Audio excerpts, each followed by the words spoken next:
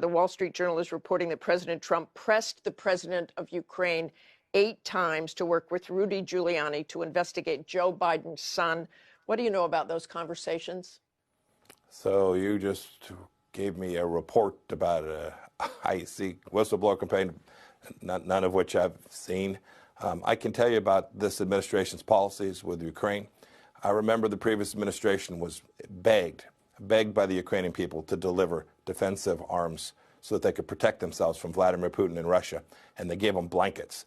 This administration took seriously the responsibility to the Ukrainian people. We've provided now on multiple occasions resources so that the Ukrainians can defend themselves.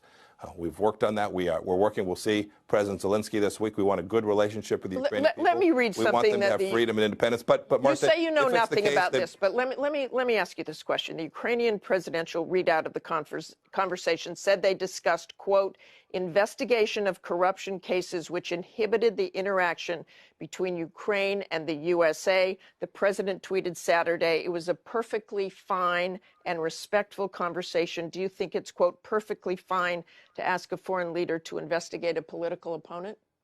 I think I saw a statement from the Ukrainian foreign minister yesterday said there was no pressure applied in the course of the conversation. I do think if Vice President Biden behaved inappropriately, if he was protecting his son and intervened with the Ukrainian leadership in a way that was corrupt, I do think we need to get to the bottom of that, Martha, and I hope that we will. I hope that if Vice President Biden engaged in behavior that was inappropriate, I hope the American people will come to learn that. We've seen no evidence of that yet, but I want to go back to the question. Elections interfered with. America cannot have our elections interfered with. And if that's what took place there, if there was that kind of activity engaged in by Vice President Biden, we need to know. There's no evidence of that yet, but if the conversation was perfectly fine, as President Trump said, why not release the transcript or a portion to the public?